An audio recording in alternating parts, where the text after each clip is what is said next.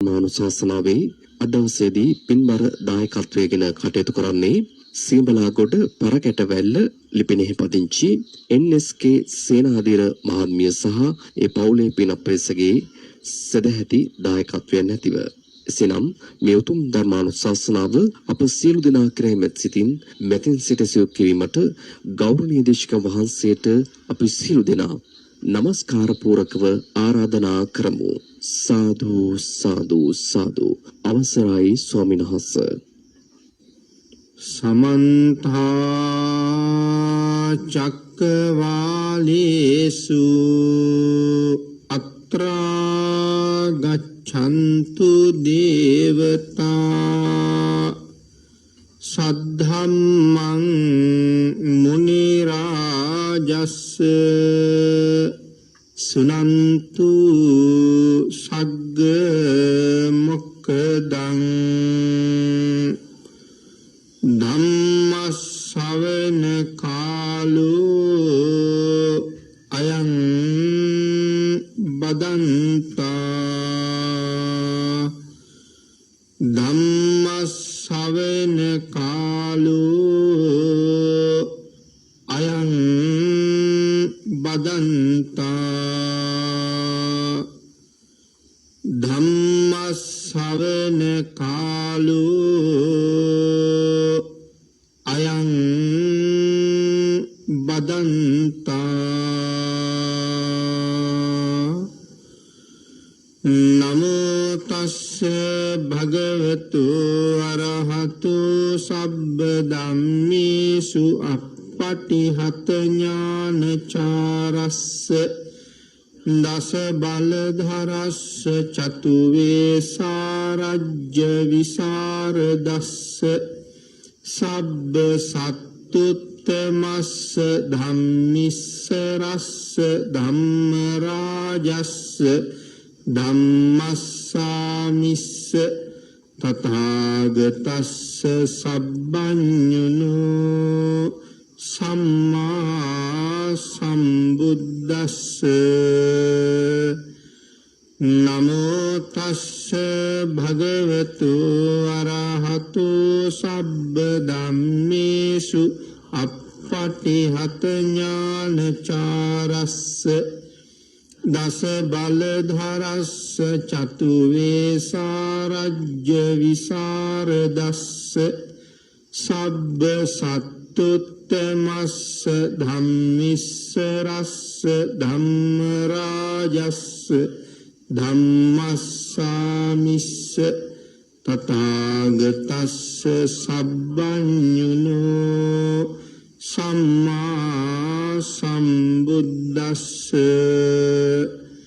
නමෝ තස්ස භගවතු අරහතු සබ්බ ධම්මේසු අප්පටිහත ඥානචාරස්ස දස බලධරස්ස චතු වේසාරජ්‍ය විසරදස්ස සබ්බ සත්තුත්තමස්ස ධම්මිස්සරස්ස ධම්මරාජස්ස ධම්මස්සාමිස්ස තථාගතස්ස සබ්බඤුනෝ සම්මා සම්බුද්දස්ස දිවා තපති ආදිච්චෝ රත්තිං ආභාති චන්දිමා සන්නද්දෝ කත්තියෝ තපති ජායි තපති බ්‍රාහ්මනෝ අත සබ්බ මහෝරත්තිං බුද්ධෝ තපති බ්‍රාහ්මනෝති.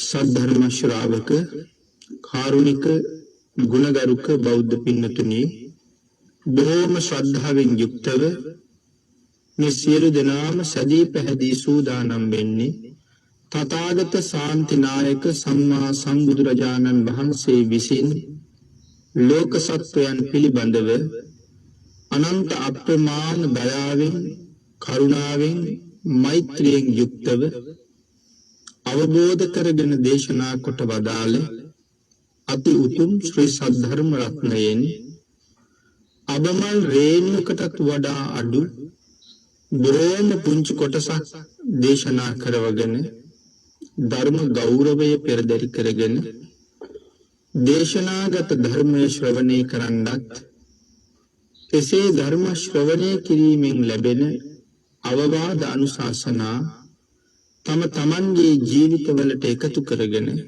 වඩාත් නිවැරදි ඉතාමත්ම ධර්මානුකූල වූ මෙලව ජීවිතයක් සකස් කරගන්නත් නිවැරදි වූත් ධර්මානුකූල වූත් මෙලව ජීවිතයක් තුළින් සුගතිගාමී වූ පරලොව ජීවිතයක් ලබා ගැනීමේ උතුම් චේතනාව ඇතුවයි මේ සියලු දෙනාම සද්ධර්ම ශ්‍රවණය කරන්න සූදානම් වෙන්නේ.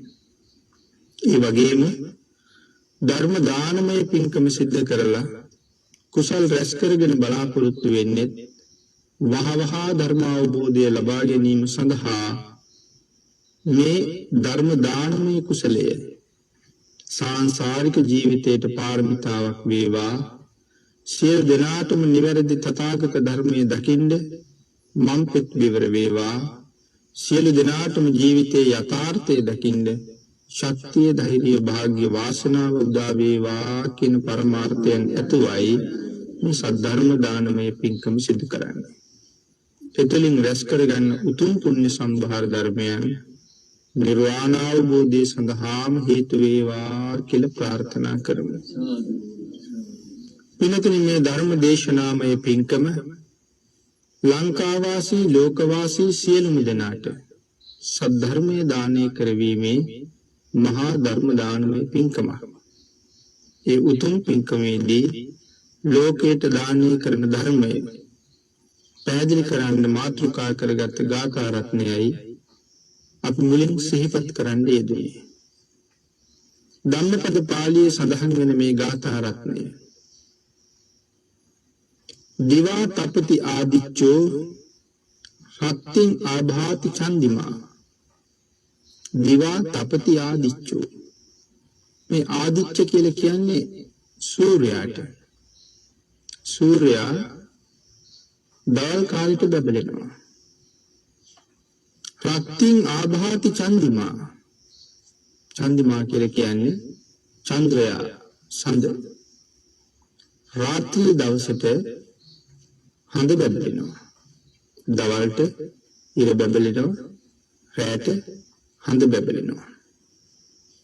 සන්නද්ධෝ කත්තියෝ තපති ධායි තපති බ්‍රාහ්මනෝ.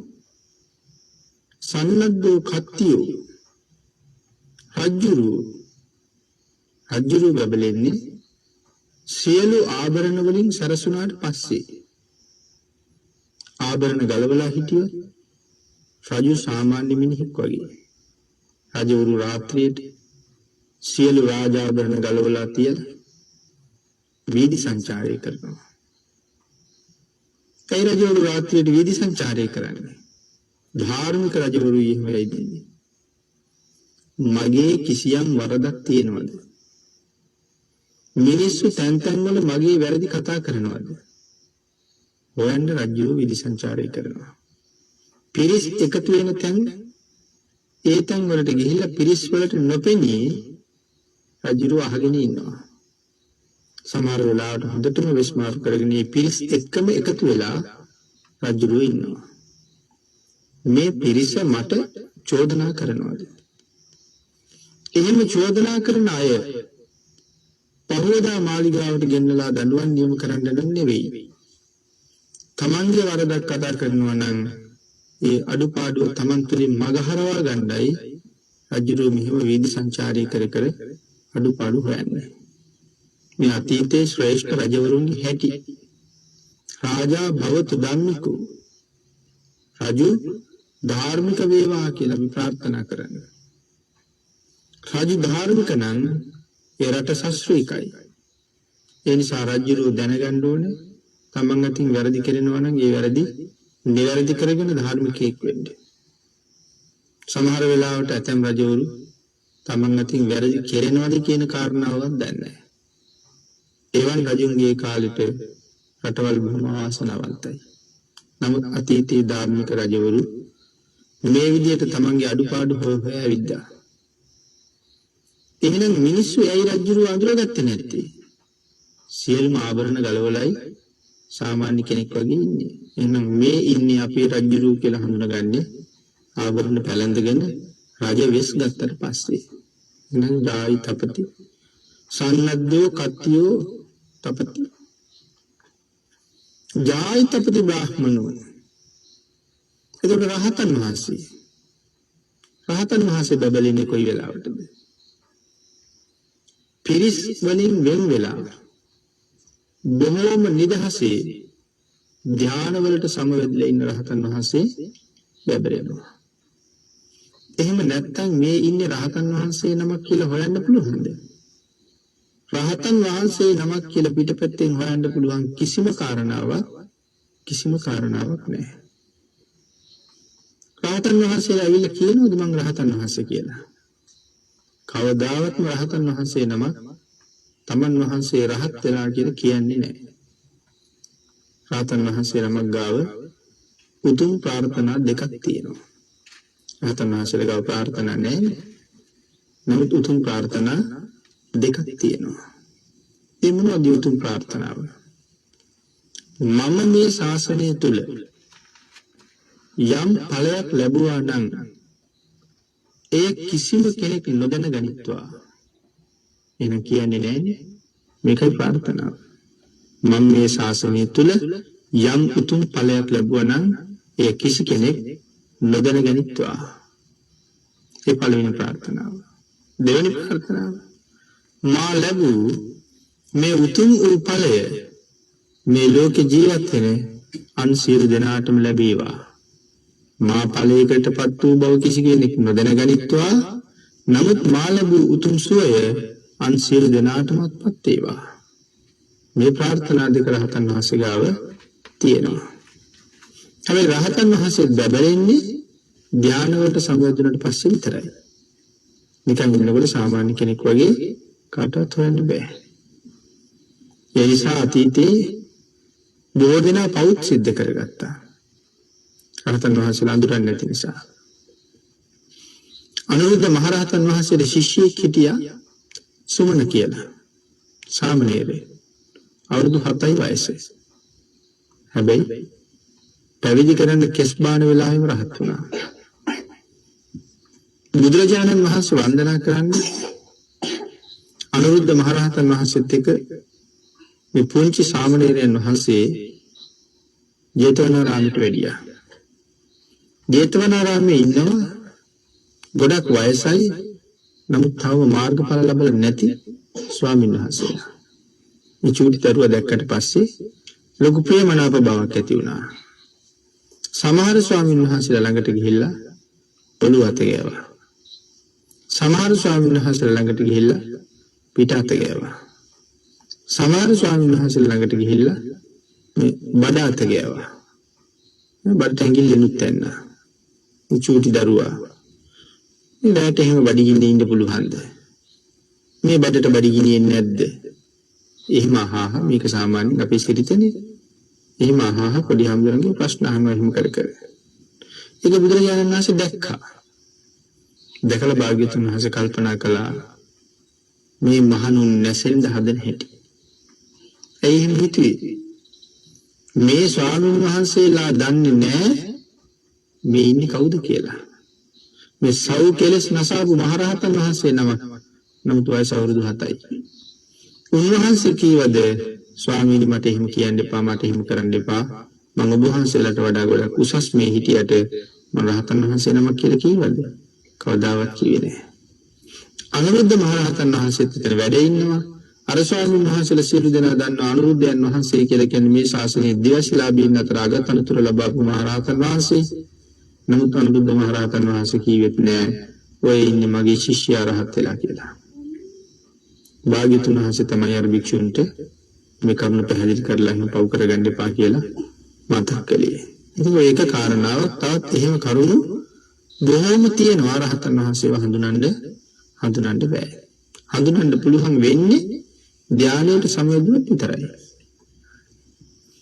තවත් විශේෂ කාරණා විශේෂ අවස්ථාවන්වල යෙදෙනවා. නමුත් විශේෂයෙන් ධානයකට සමවැදුනාම හඳුනගන්න පුළුවන්. එතකොට බුදුරජාණන් වහන්සේ ඕනෑම වෙලාවක හඳුනගන්න පුළුවන්.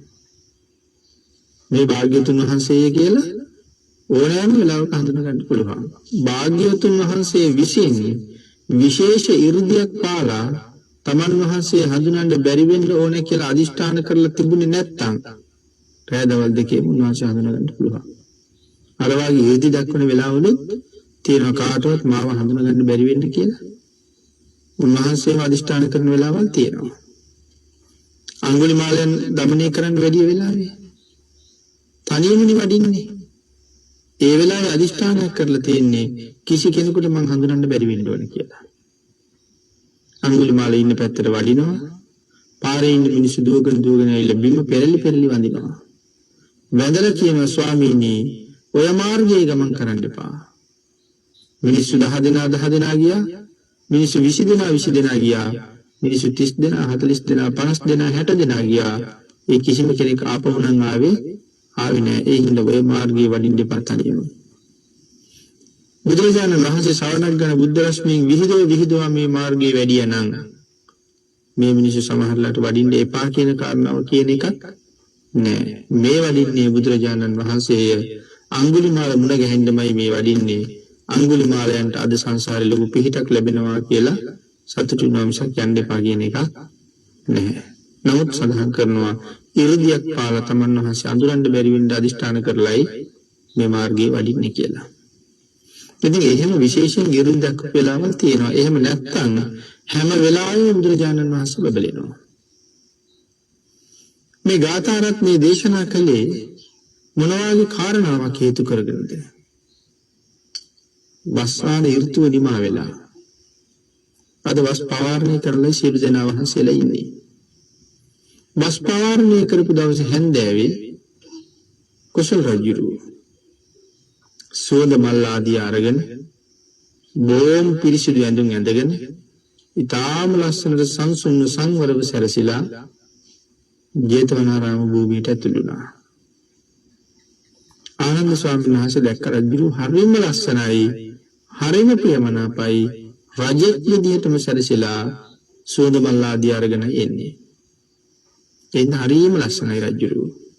එකක් රාජ තේජස, අනික විහාරයට ඇතුළු වුණාම තියෙන තැන්පත් බව. මේ පිරිස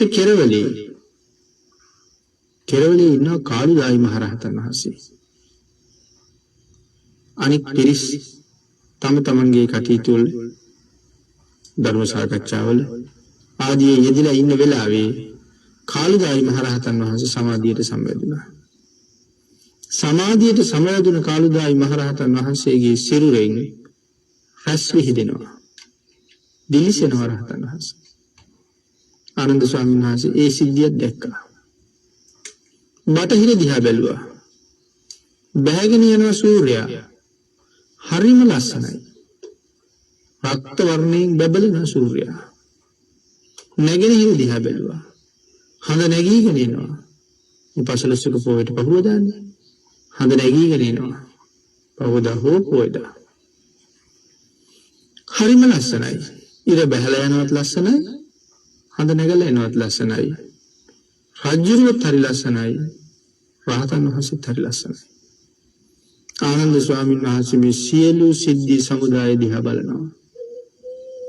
ඒ අතරේ බුදුරජාණන් වහන්සේ විවේකීව පසක වැඩ ඉන්නවා. බුදුරජාණන් වහන්සේ දිහත් බලනවා. ඒ බලන වෙලාවේ ආනන්ද හැඳුනට විශාල සතුටක් ඇති වෙනවා. බුදුරජාණන් වහන්සේ ඊරට වඩා බබලෙනවා. හඳට වඩා බබලෙනවා. රජුරවන්ට වඩා බබලෙනවා. රහතන් වහන්සේට වඩා බබලෙනවා. සියලු දෙනාට වඩා බුදුරජාණන් වහන්සේ බබලෙනවා. මෙන්න මේ කාරණාව බුදුරජාණන් වහන්සේට වන්දනා කරලා ආනන්ද හැඳුරු මතක් කළා. අන්න ඒ වෙලාවේ තමයි මේ ගාථා රත්නය භාග්‍යවතුන් වහන්සේ දේශනා කරන්නේ. ආනන්ද සූර්යයා දවල් දවසේ බබලෙනවා.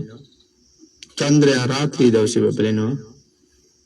ආභරණ වලින් සැරසුණාට පස්සේ රජු බබලෙනවා. ධානයට සංවර්ධනයට පස්සේ රහතන් වහන්සේ බබලෙනවා. භාග්‍යතුන් වහන්සේ දිවා රාත්‍රී දෙකේම පංච තේජසින් බබලෙනවා කියලා. තේජස් පහකින් භාග්‍යතුන් වහන්සේ රැය දවල් දෙකෙන් බබලෙනවා. මොකද භාග්‍යතුන් වහන්සේ බබලන තේජස් පහ?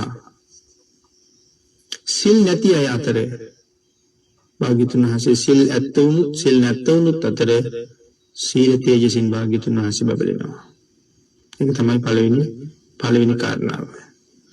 ගුණ නැත්තවුන් අතර සහ ගුණ ඇත්තවුන් අතර ඒ සියල්ලන්ගේ ගුණයටත් වඩා ගුණ නැත්තවුන්ටත් වඩා භාග්‍යතුන් වහන්සේ සියලු දෙනාටම වඩා ගුණේ බබලෙනවා. ප්‍රඥාව ඇති නැති ඕනෑම පුජ්‍යලයක අතර භාග්‍යතුන් වහන්සේ සියලු දෙනාට වඩා ඉහළින් ප්‍රඥාවෙන් බබලෙනවා. පින් නැති අය අතර පින් ඇති නැති හැමෝම අය අතර බුදුරජාණන් වහන්සේ අපමණ පුණ්‍ය තේජසින් බබලෙනවා. ඒ වගේම ප්‍රඥාව නැතුන් අතරින් ප්‍රඥාවෙනුත් බබලෙනවා. ධර්මයේ නොදන්නුන් අතරත් ධර්මයේ දන්නුන් අතරත් සියලු දෙනාට වඩා ඉහළින් භාග්‍යතුන් වහන්සේ බබලෙනවා. එහෙනම් සියලු දෙනාටම ඉහළින් පංච ගුණයෙන් බුදුරජාණන් වහන්සේ බබලෙනවා නිරන්තරයෙන් ආනන්ද කියලා බුදුරජාණන් වහන්සේ ආනන්දයන් වහන්සේට මේ කාරණාව පැහැදිලි කළා. එහෙනම් භාග්‍යතුන් වහන්සේගේ බබලීම සීලයෙන් බබලෙනවා, ගුණයෙන් බබලෙනවා, ප්‍රඥාවෙන් බබලෙනවා, කුසලයෙන් බබලෙනවා, ධර්මයෙන් බබලෙනවා. ශරීර ස්වභාවය රන්වන් පාටින් බබලෙනවා. බුදුරජාණන් වහන්සේගේ වර්ණය රත්තරන් පාටයි.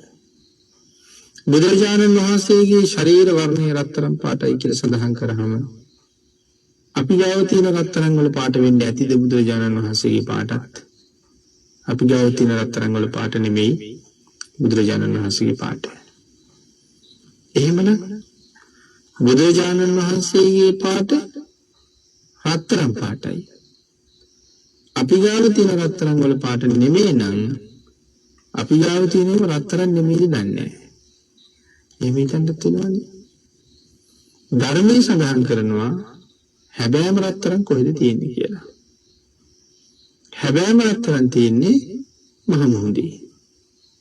එහෙනම් අපි ගාව තියෙන රත්තරන්ත් අරන් තියෙන්නේ මුහුදෙන් නම් ඒව රත්තරන්. ඒව වෙන කොහෙන් හරි ගත්ත දේවල් නම් ඒව රත්තරන් වගේ જાතියක් මිසක් සැබෑ රත්තරන් නෙමෙයි. ධර්ම සඳහන් කරන රත්තරන් වර්ග 4ක් ගැන. සමහර රත්තරන් සිංගීසු වන්න මේ විශාක උපෝසත සූත්‍රයේ තමයි සඳහන් කරන්නේ. සිංගීසු වන්න අඟක් වගේ හැදෙන රත්තරන්. ඒ එක රත්තරන් වර්ගයක්. තව රත්තරන් වර්ගයක් තියෙනවා කාංචන කියලා. පර්වතවල හැදෙන රත්තරන් වලට කියනවා කාංචන කියලා. තව රත්තරන් වර්ගයක් තියෙනවා ජාත රූප කියලා. මහ මුහුදේ හැදෙන නිසා ජාත රූප කියලා කියනවා. තව රත්තරන් වර්ගයක් තියෙනවා හටක කියලා. කුරුඹි විසින් එකතු කරන ලද රත්තරන් නිසා හටක කියන අර්ථයක් දීලා තියෙනවා. මේ රත්තරන් වර්ග 4න් හැබෑම රත්තරන් වලට කියන නම තමයි ජාත රූප. ඒතකොට ජාත රූප තියෙන්නේ මහා සාගරේ. බුදුරජාණන් වහන්සේගේ ශරීර වර්ණය ජාත රූප වර්ණයි. එහෙනම් අපි කවුරුවත් ජාත රූප දැකලා නැහැ. ඒ නිසා බුදුරජාණන් වහන්සේගේ වර්ණය අපිට හිතා ගන්නත් බෑ. නමුත් අපි ගාව රත්තරන් තියෙනවා. මොනවා හරි. අපි ගාව පිත්තලක් තියෙනවා. අලුත්ම පිත්තල භාජනයක් දිලිසෙනවා. දිලිසි තියෙන පිත්තල භාජනයක් ගාව අපි ගාව තියෙන රත්තරන් කෑල්ලක් ගෙනිහිල්ලා තිබ්බොත් අපිට පේන්නේ නැද්ද පිත්තල වලට වඩා රත්තරන් බබලිනවා කියලා? එහෙමනම් පිත්තල වලට වඩා අපි ගාව තියෙන රත්තරන් බබලෙනවා. එහෙමනම් ලෝකේ හැබෑම රත්තරන් කොහොම බබලෙනව ඇද්ද කියන කාරණාවත් අපිට හිතාගන්න බෑ. නමුත් භාග්‍යතුන් වහන්සේගේ වර්ණය අන්න ඒ රත්තරන් වල වර්ණයයි. ඒ නිසා බුදුරජාණන් වහන්සේට උන්වහන්සේගේ වර්ණය රත්තරන් පාටයි කියලා දේශනා කරන්නේ. අපි හිතාගන්න බැරි පාටක්. නමුත් ලෝකයේ අති ලස්සනම වර්ණයක්. ඒ නිසා භාග්‍යතුන් වහන්සේ බැබලෙනවා. එහෙනම් ගුණ තේජසින්, සීල තේජසින්, ප්‍රඥාවෙන්, කුසලයෙන්, ධර්මයෙන් හැම එකකින්ම බැබලෙන භාග්‍යතුන් වහන්සේ අපි සියලු දෙනා කෙරෙහිම අනුකම්පාවෙන් ලෝක ධාතුවට පහළ වෙච්ච මහා සත්පුරුෂයන්න් වහන්සේ. අපිට අනුකම්පාවෙන් ලෝකෙ පහළ වෙච්ච සත්පුරුෂයන් වහන්සේ කියලා සඳහන් කරාම සත්‍යයේ නිජ භූමි කියලා සඳහන් කරන ස්ථාන හතරක් තියෙනවා. මොනවාද සත්‍යයේ නිජ භූමි කියලා හඳුන්වන්නේ? නරක, තිරිසන්, പ്രേත, අසුර කියන සතර අපාය. මේ සතර අපායන් සත්‍යය නිදහස් කරන්න තමයි ලෞතර බුදුරු ලෝකෙ පහළ වෙන්නේ. සත්‍යයම සතර අපායන් නිදහස් කරන්නයි. එහෙම බුදු කෙනෙක් පහළ වෙච්ච කාලෙක උපදින්න ලැබෙන එක මොනතරම් භාග්‍යවන්ත කාරණාවක් වෙනවද? බුදු කෙනෙක් පහළ වෙච්ච යුගයක උපදින්න අපි සංසාරේ වෙනම පින් කරලායි තියෙන්නේ. බුද්ධාන්තරයක උපදින්න. එහෙම පින් කරලා ඉපදිච්ච අපේ ජීවිතය සංසාරේ හරියට දුක් විඳලා මේ මනුෂ්‍ය ජීවිතය ලබා ගත්තේ. මේ ලෝකේ ඉන්න කිසි කෙනෙක් හිතන්න එපා මට නිකම් මනුෂ්‍ය උපතක් හම්බුණා කියලා. මේ සංසාරේ හරියට පින් කෙරුවා මේ උපත ගන්න. වෙන මොනවද කරපු පින්? මෙතන පින් කෙරුවා කියලා කියන්නේ වෙන කිසිම පිනක් ගැන නෙමෙයි, සීල් රැක්කා. සීලයට විතරයි ඊළඟට උපදින්නේ කොහෙද කියලා තීරණය කරන්න පුළුවන්. සීල් නැත්තම් නිරය වෙන්න පුළුවන්, තිරිසන් ලෝකෙ වෙන්නත් පුළුවන්, പ്രേත ලෝකෙ වෙන්නත් පුළුවන්, අසුර ලෝකෙ වෙන්න පුළුවන්. හැබැයි ඒයින් ඉහළට යන්නේ නැහැ සීල් නැහැ කියලා.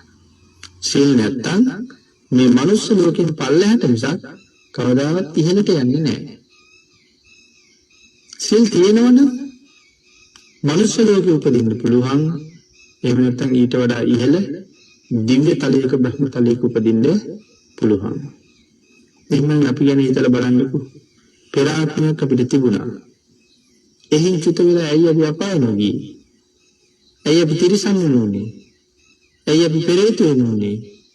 ඇයි අපි අසුරේ වුණේ? ඒ එකම තැනකටවත් නොයා ඇයි අපි මිනිස්සු වුණේ? ඒ කියන්නේ මනුෂ්‍ය ජීවිතයක් ලබන්න අවශ්‍ය සීල් අපි සංසාරේ සම්පූර්ණ කරලා තිබුණ නිසා. එහෙනම් අප්‍රමාණ භාග්‍යවන්තයෝ පෙර හොඳට පින් කරපු නිසාද භාග්‍යතුන් වහන්සේ අපිට ආමන්ත්‍රණය කරන්න ලෝකේ තියෙන ලස්සනම වචනේ පාවිච්චි කරලා තියෙන්නේ. පින් වතුනි, පිරින් පිරිච්ච උතුමෝ පින් වතුනි. එහෙනම් බුදුරජාණන් වහන්සේ අපිට ආමන්ත්‍රණය කළේ පින් වතුනි කියන වචනේ. ඒ සංසාරේ හොඳට පින් කරලා තිබුණ නිසා. හැබැයි ඒ සීල් රකින්න දුක් විඳින්න ඕනේ හරියට. පව් කරන්න දුක් විඳින්න ඕනේද? සිහි තිබෙන්නේ නැත්නම් හැරිච්ච අතේ පව් සිද්ධ වෙනවා. මනස සිහි කල්පනාවක් නැත්නම් හැම මොහොතකම වැඩෙන්නේ පව්. ඒ අපේ සිහි නැති නිසා තරහ යනවා. අපේ සිහි නැති නිසා ගහනවා. අපේ සිහි නැති නිසා ද්වේෂය ඇතිලා තවත් අයට බයිනවා. මේ හැම දෙයකින්ම අපිට එකතු වෙන්නේ මොනවද? අකුසල. පින්කම කරන්න ගියත් ද්වේෂසිතක් ආපු ගමන් මොකද වෙන්නේ? ද්වේෂසිතක් ආපු ගමන් අකුසල් කෙරෙනවා. ලෝභසිතක් ආපු ගමන් අකුසල් කෙරෙනවා. ඒ නිසා මනස සිහියක් තිබුණේ නැත්තම් හැම වෙලාවෙම රැස් වෙන්නේ අකුසල්. ඒ නිසායි භාග්‍යතුන් වහන්සේ සතිපට්ඨානයක් පිළිබඳව දේශනා කරලා තියෙන්නේ. මෙන්න මේ සතිපට්ඨාන මහණෙනි, මේ සතර සතිපට්ඨාන එකම නිර්වාණ මාර්ගයයි. ඒ කියන්නේ ඊටාම සිහියෙන් ජීවත් වෙන්න ඕනේ. එහෙම නැත්නම් පොළොව සිද්ධ වෙනවා. අපි දන් දෙනවා. ලෝභකම අතහැරලා දන් දෙන්න ඕනේ. උත්සාහ කරනවා දන් දෙන්න. හැබැයි දානේ ඉතාලියේ සම්පූර්ණ කරන්න පුළුවන් කටයුත්තක්ද? අපිට නම් හිතෙනවා හිතිච්ච ඕන වෙලාවක දානයක් දීලා මහා කුසලයක් අත්පත් කරගන්න පුළුවන් කියලා. අපි හිතාගෙන හිටියට දන් දෙනවා කියන එක අපි හිතන තරම් පහසු වැඩක් එහෙම නෙමෙයි. මහත්ඵල මහානිසංස වෙන්න දන් දෙනවා කියන එක පහසු වැඩක් නෙමෙයි. ලෝභයයි, දේශයයි, මෝහයයි කියන අකුසල චෛතසික ධර්මයන් යටපත් කරලයි දන් දෙන්න කියලා මූලිකව සඳහන් කරන්නේ. නමුත් අපි දන්නවද කොතනද අපිට ලෝභකම ඇති වුනේ කියලා? හරිම සියුම්, ඊටාම සියුම් මේ ධර්මතාවයන්. ඕනෑම කෙනෙක් ළඟ මේ සියුම් වූ ලෝභය ඇති වෙන්න පුළුවන්. එහෙම වුණොත් මේ දානයක් දෙනකොට ලෝභ හිතක් ඇති වුණා කියලා අපාය යන්නේ නැහැ. නමුත් බලාපොරොත්තු වෙන කුසලයේ සම්පූර්ණ වෙන්නේ නැන්නේ. ඒ නිසායි ඒ ලෝභකම අපිට කුසල් චෛතසිකේ පළුදු කරන්න හේතු වෙන්නේ. හරියටම දානයක් දෙනවා නම් හරියටම දන් දෙන්න පුළුවන්කම තියෙන්නේ විදර්ශනා නුවණක් තියෙන කෙනෙකුට විතරයි. ඒ කියන්නේ තමන්ගේ හිතේ පහළ වෙන සිතුවිල්ල රාගිකද, දේශ සහගතද, මෝහ සහගතද, ලෝභ සහගතද කියන කාරණාව හොඳට දකින්න පුළුවන් වෙන විදර්ශනා මනසක් තියෙන කෙනෙකුට. දාන පාරමිතාව ඒ තරම්ම සංකීර්ණයි. බෝධිසත්වයන් වහන්සේ නමක් බුද්ධත්වයේ වෙනුවෙන් මුලින්ම හොයාගන්න පාරමිතාව දාන පාරමිතාවයි. දාන පාරමිතාවෙන් පස්සේ තව පාරමිතා 9ක් තියෙනවා. හැබැයි මේ පාරමිතා 9ම සම්පූර්ණ කරලා ඉවර කරලත් දාන පාරමිතාවේ ආපහු සම්පූර්ණ කරන්න කොටස් තියෙනවා. ඒ කියන්නේ දාන පාරමිතාව කියන්නේ විශාල භාජනයක් නම් ඊටු පාරමිතා 9ම තියෙන්නේ දාන පාරමිතාව කියන භාජනයේ ඇතුළේ. ඒ කියන්නේ විශාලතම පාරමිතාව මොකද්ද? දාන පාරමිතාවයි. අපිට ඊටාම සියුම් ලෝභය ඇති වෙන හැටි මම විදර්ශනා නුවණක් ඕනේ. හරියට මේ සියල්ල දැකලා ලෝභ සිත් නැතුව දන් දෙන්න නම් කියලා.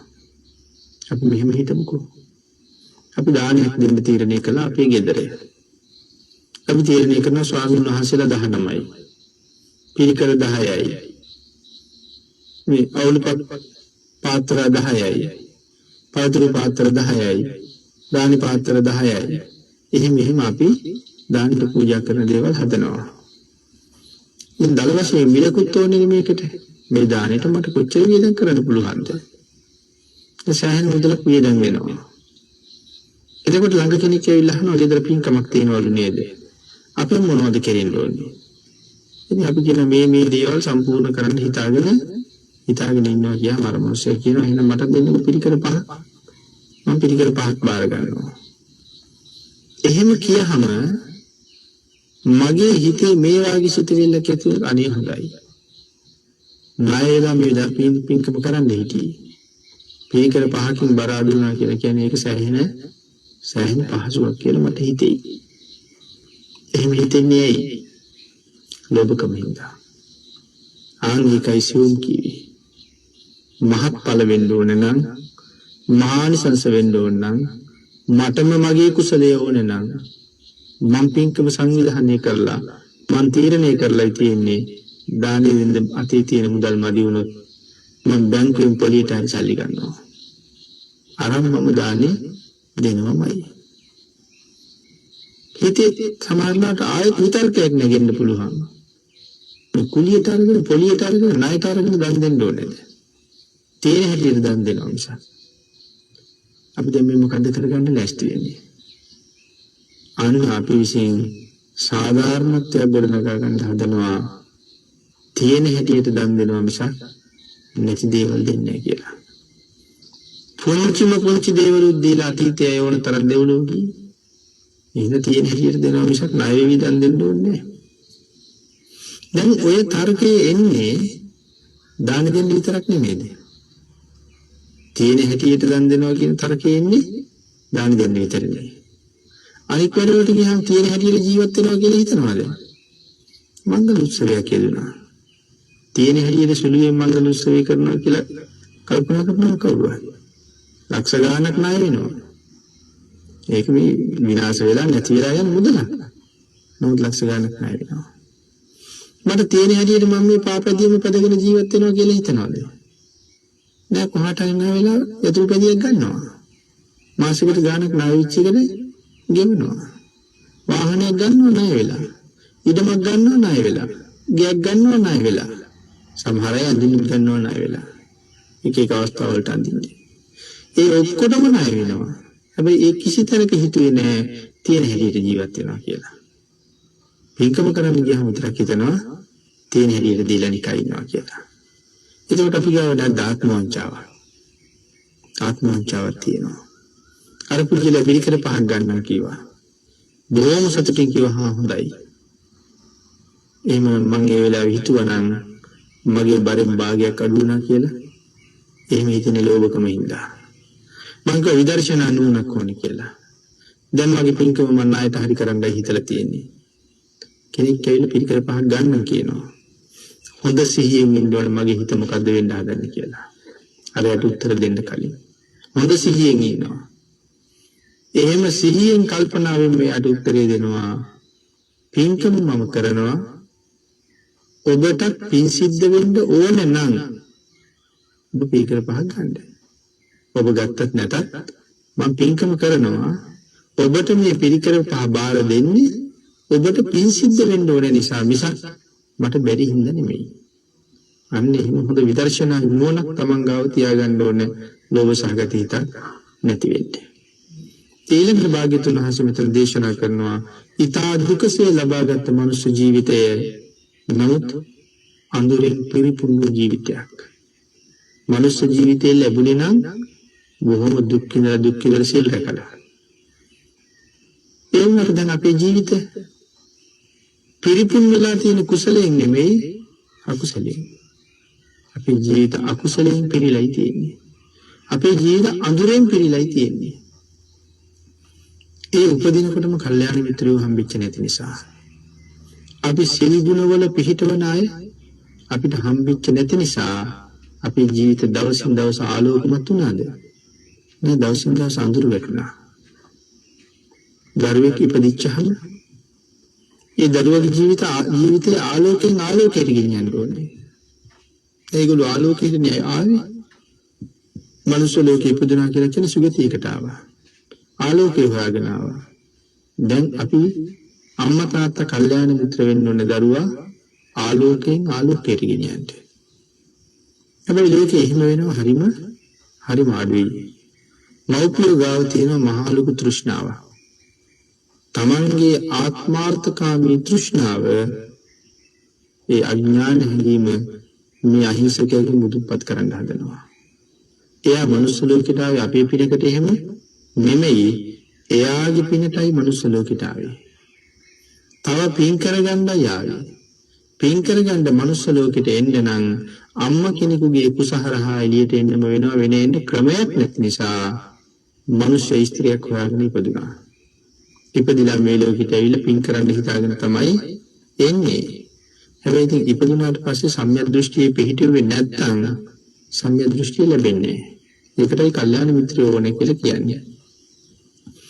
මං කිය අපි ගාව තියනවා කියලා ආත්මාර්ථකාමී තෘෂ්ණාවක්. දරුවා දිහා බලාගෙන අපි මොනවද කල්පනා කරන්නේ? දොස්තර කෙනෙක් වෙන්න ඕනේ. ඉංජිනේරුවෙක් වෙන්න ඕනේ. ගණකාධිකාරිවරයෙක් වෙන්න ඕනේ. නීතිඥයෙක් වෙන්න ඕනේ.